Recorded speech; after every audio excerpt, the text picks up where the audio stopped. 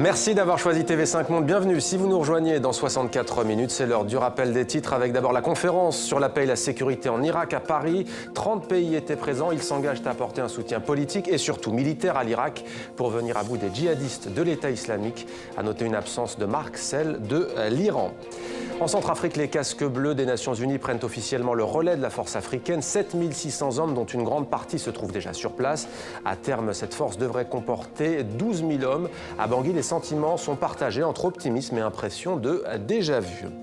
Et puis c'est une grève massive en France. Les perturbations sont importantes. Demain, mardi, ce sera comme aujourd'hui. Il y aura moins d'un vol sur deux, 60%, voire 70% des vols annulés. Les pilotes protestent contre le développement de la filiale à Bakou, Transavia.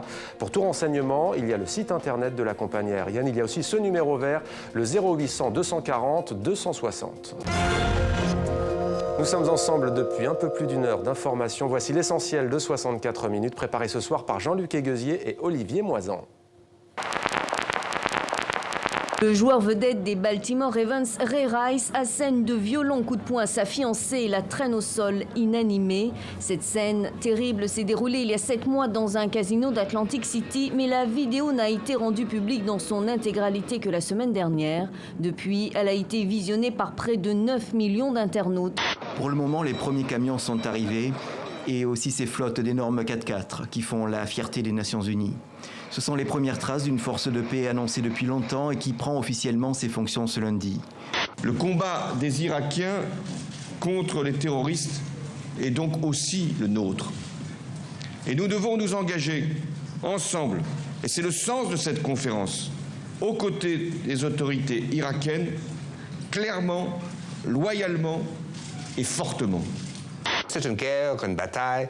La lutte contre le terrorisme, c'est la plus grande bataille de notre génération. Ce qui arrive en Irak, c'est même plus radical que Al-Qaïda. Le ciel européen perturbé par une grève des pilotes d'Air France KLM. La direction craint le conflit le plus long depuis 15 ans. Ce mardi, encore 60% des vols pourraient être annulés. Au cœur de la bataille, le développement des offres à Bakou d'Air France, avec sa filiale Transavia.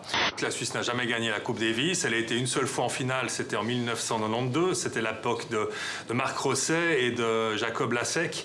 Et là aussi, les Suisses jouaient avec 2 joueurs seulement, ce qui est le cas maintenant, parce que même si Marco Chiudinelli a joué le double ce week-end, il faut bien dire qu'on va essentiellement compter sur Stan Wawrinka et sur Roger Federer pour essayer de conquérir ce titre.